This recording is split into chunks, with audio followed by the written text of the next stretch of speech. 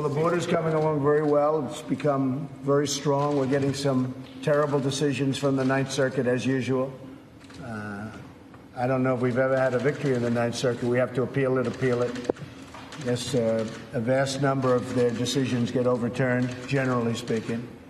And it's a shame. It's a shame. It's a disgrace, frankly.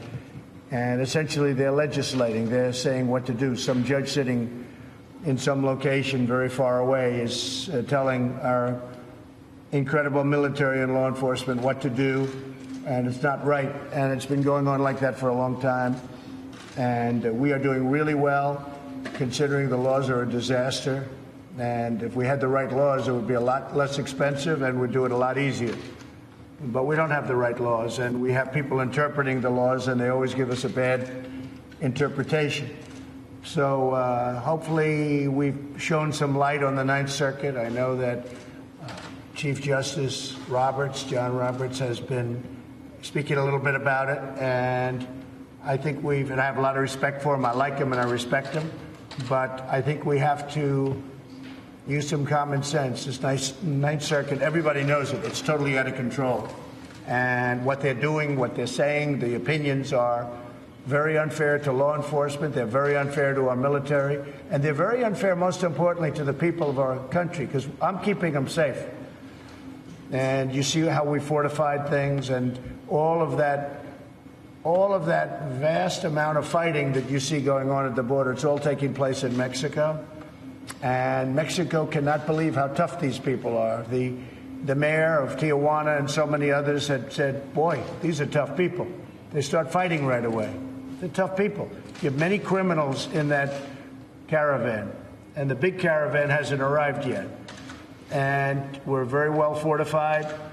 We have fencing and walls like very few people have. We've been able to do it rather quickly. Cosentini wire, and so many other things are there now that they didn't have.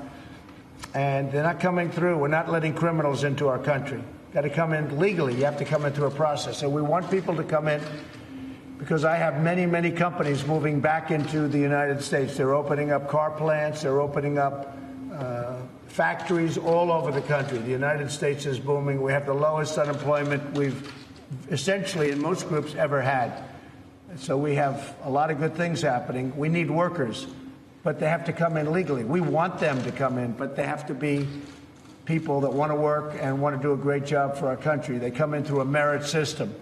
They have to come in. Right now, under the Democrats, they don't have a merit system. They want open borders and people can just flow in. You have tremendously dangerous people in those caravans, and we do not want them coming into the United States, and we're not going to let them. We're throwing out MS-13 and so many others. We're throwing them out of our country by the thousands that got in here over the years, and we're throwing them out by the thousands, and we're bringing back towns. We're making towns safe, and we're doing an excellent job. But we're getting hurt by the Ninth Circuit very, very badly. Everybody files in the Ninth Circuit. I haven't seen anybody file anyplace else. They automatically go to the Ninth Circuit. They could go any place in the country.